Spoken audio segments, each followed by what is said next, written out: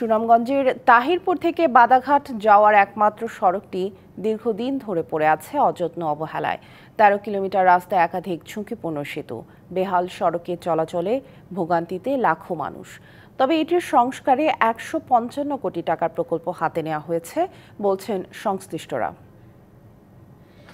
সুনামগঞ্জের তাহিরপুর উপজেলা থেকে বাদাঘাট যাওয়ার এই সড়ক স্থানে স্থানে ভাঙা, ঝুঁকিপূর্ণ হওয়ায় সদর উপজেলায় যাতায়াতে কষ্টে আছেন লক্ষাধিক মানুষ।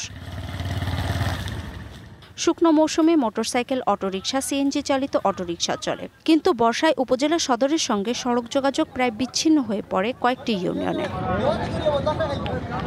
এর আগে জনপ্রতিনিধিরা রাস্তা সংস্কারের নানা আশ্বাস দিয়েছেন, কিন্তু তাতে কোনো কাজ হয়নি।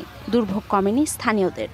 কামটা ইলেকশন আইলে তো সবাই কয় যে আমরা রাস্তাঘাট করে দেবো, তোমরা সুখ সুবিধা করে দেবো।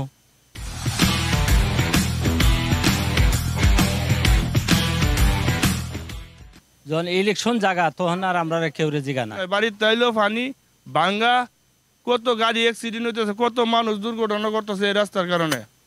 হ্যাঁ, কিন্তু কেউই দেখে না। ভাঙা রাস্তায় চলাচলে পরিবহনেরও ক্ষতি হচ্ছে জানিয়েছেন চালকরা।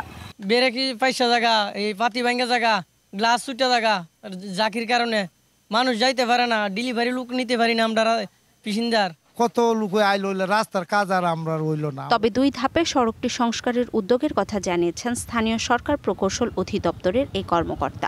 যে প্যাকেজটি টেন্ডার অনুমোদন হয়েছে, অর্থাৎ কন্ট্রাক্ট সাইনিং হয়েছে, সেটির কাজ শুরু হয়েছে। বাকি যে আরেকটা, সেটা আমাদের ইভ্যালুয়েশন অবস্থা আছে। আশা করি এই প্রকল্প থেকে এই রাস্তাটি সম্পূর্ণভাবে মেরামত করা সম্ভব হবে আমাদের পক্ষে। দ্রুত প্রশাসনিক কাজ শেষ করে সংস্কার শুরু হবে, এমনটি প্রত্যাশা স্থানীয়দের। DBC news desk.